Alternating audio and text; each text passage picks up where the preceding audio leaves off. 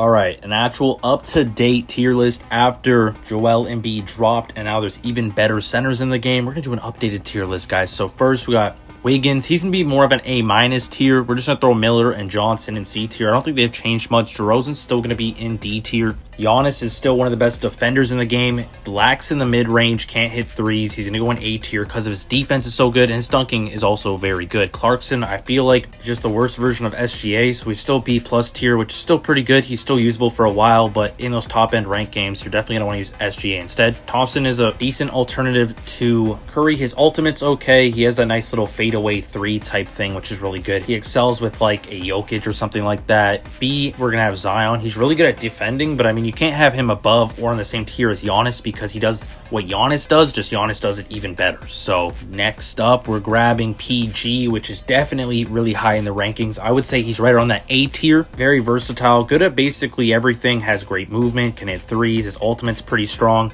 Next up, Julio. He's really good at defending, a little bit worse than I would say Giannis is at defending, but he has that dash ultimate, which is really, really strong. So I would say he's solid A tier, slightly better than Wiggins in my opinion. I would say Wiggins like an A- to A tier, whereas Julio is more of that solid A tier. Make sure you drop a like, subscribe if you're new, comment if you want to make any changes. We'll try to make an updated tier list in a bit of time. Fushi is really good. He has a lot of people that are very good with him, like Lando, for example. He's the #1 player in North America on him, and he's very good. Yeah. Average player, he may be underwhelming. LeBron James, on the other hand, A+ tier, super good at defending, can hit threes with his ultimate, just overall really, really strong. Has 360 block as a small forward, that is huge. Threes are a little bit slow on him. Bam and KP are basically polar opposites of each other. Tatum is in that S to S+ tier, absolutely god tier defender, can hit threes, can do it all, has 360 block in the paint, 270 outside of the paint. Schroeder, I think, is a bit better than Curry. He's going to be in C tier. So then obviously Curry's just going to be right below him. Bam and KP, though, both great options for centers, guys. Don't sleep on them.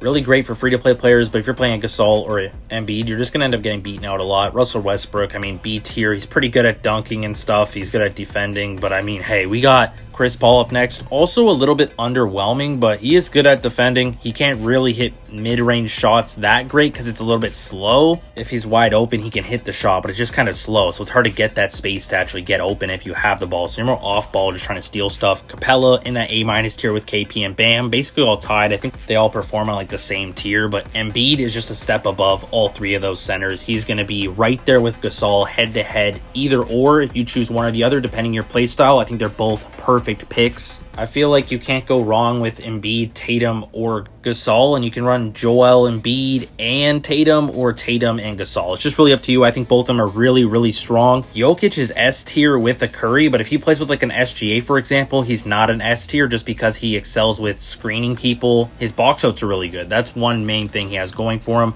Murray, B tier. He's kind of a meh player. Has good movement. Doesn't excel at the three-point line. Good in the mid-range. He's just an overall decent player. Nothing too crazy. Adam and Nurkic here are at the higher side of C tier. They're just starting players. You really want to get, you know, Capella, KP, Bam, and then even if you're going for a superstar, Embiid or Gasol is going to be way better. You get Jokic through Path to the Stars. So you're really not playing a competitive player, and you're putting your team at disadvantage if you're maining Adams or Nurkic. I mean, we never see any use to these guys in D tier, so just throw them in there.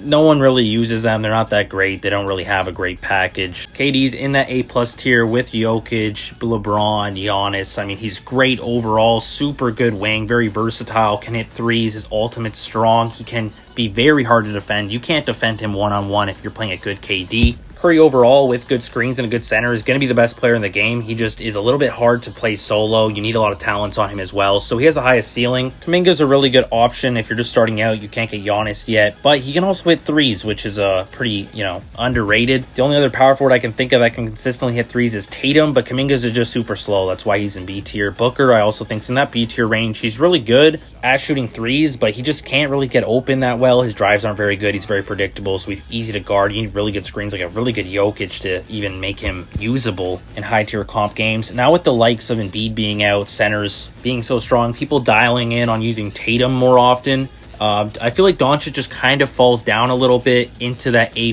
tier, and I also think SGA is just around there in the A+ tier. You can argue he's S- tier. Inconsistent at 3. If you get an open uncontested 3-point shot with your ultimate, it's not guaranteed to go in. It's only like a 50% chance. It's basically shooting at your normal shooting percentage, and you usually don't make 2 threes in a row with SGA, so you're gonna find his ult at 3 is just gonna end up missing a lot. He's really cheap though, which is nice. Doncic, I feel like, you know, is right around here, you know, in that like 4th of A tier, right around superstars, but not quite as good as a lot of them. Thank you guys so much for watching. It's been your boy Progs. Be sure to drop a like, subscribe if you're new, comment down below, and I'll see you guys in the next one. Peace.